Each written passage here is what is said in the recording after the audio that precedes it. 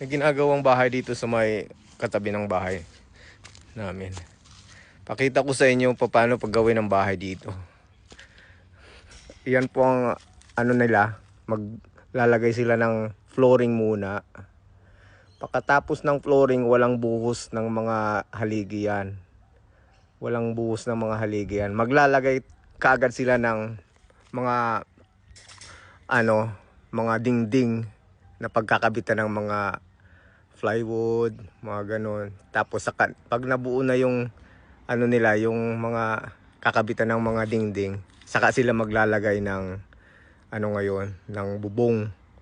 Pero ang laking bahay nito. Ang laking bahay niyan.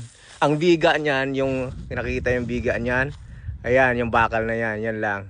Tapos nakapatong lang yung mga kahoy na lalagyan ng dingding.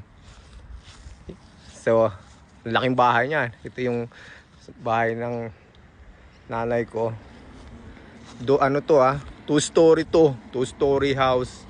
Laking bahay nito. Pero wala siyang buhos ng mga poste. Una nilang ginawa yung flooring. Pagkatapos ng flooring, naglagay na sila ng mga